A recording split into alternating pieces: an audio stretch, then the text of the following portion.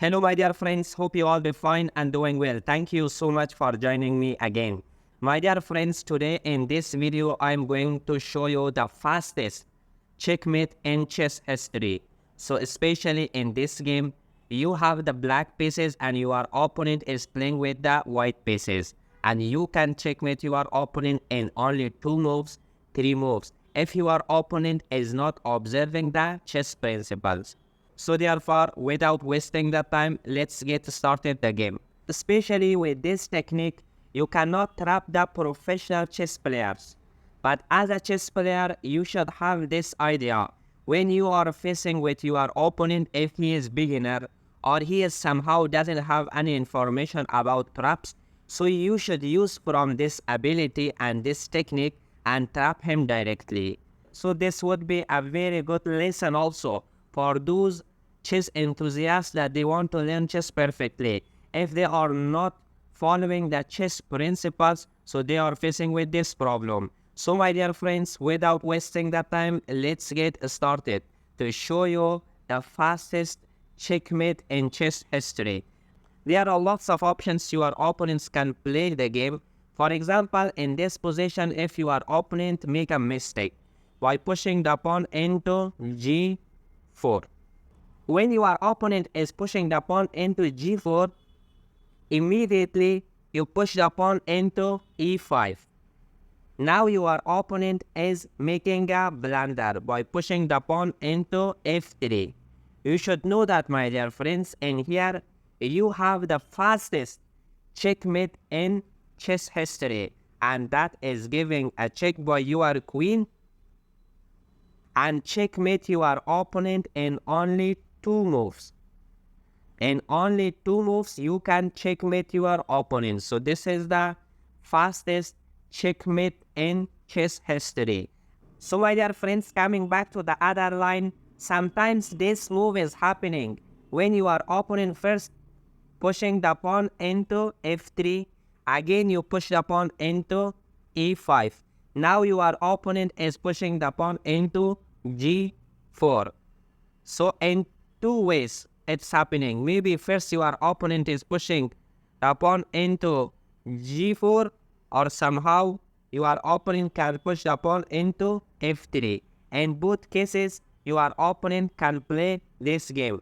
Again, you have this fantastic checkmate by your queen, and you can checkmate your opponent in only 2 moves. So also there is another possible lines that your opponents can play. So let me go a little bit with details in these variations. You don't have only one option that your opponents should push the pawn into g4 and f3.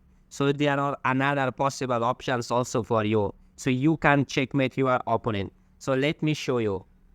So the other options that your opponents can play, and that is pushing the pawn into f4. And here you just push the pawn into e5. In this position, your opponent has 2 options. The first one is capturing your free pawn, and the second option for your opponent is pushing the pawn and defend from his pawn. I'm going to tell you both cases if you face.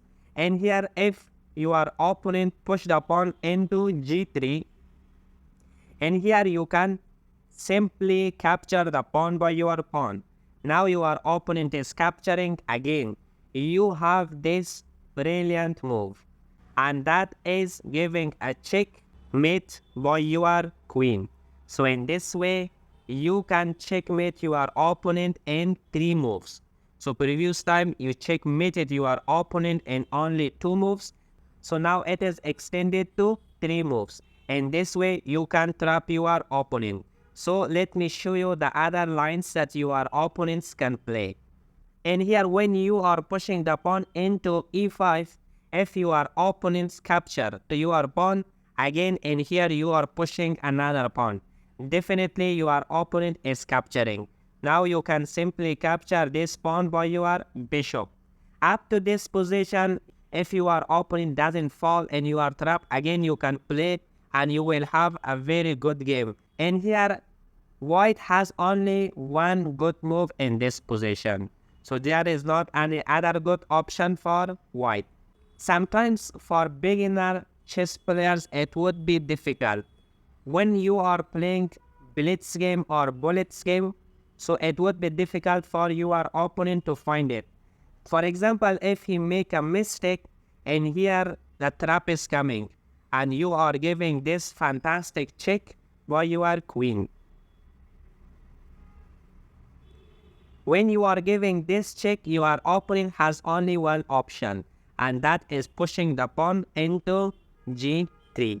You have this option to capture this pawn by your queen or by your bishop. In both cases, you can checkmate your opponent. It would be better to capture by your queen, so it would look nice. So now your opponent is capturing by your bishop and giving a checkmate to your opponent. And also if your opponent is pushing the pawn into e3, again in here you will have the same check by your queen. Your opponent is pushing the pawn, again you are capturing this pawn by your bishop and giving check to your opponent. If your opponent capture your bishop, so now you can capture the rook, but the best move in here is capturing the pawn and giving check to your opponent. So your opponent has only one square to go. Now by giving this fantastic check by your bishop, you can easily capture your opponent's queen. So your opponent has only one option to go. Now you are simply capturing the queen. In this way, you can finish the game. So therefore, my dear friends, in this position, the best move for your opponent is taking his knight into f3. So in this position, if your opponent took out his knight into f3, this is also playable game for white and black. Especially as a black, you should not worry as you are down one pawn, but you are in a very strategical position. If you use it from combo of your bishop and from your knights, definitely you will have a very fantastic game. So thank you so much, my dear friends, for taking your time and watching this video. I know that this video was a little bit in beginner level, but I wanted to tell you, if you face with any beginner level, you should teach them with this trap. So thank you so much for watching. See you in the next video.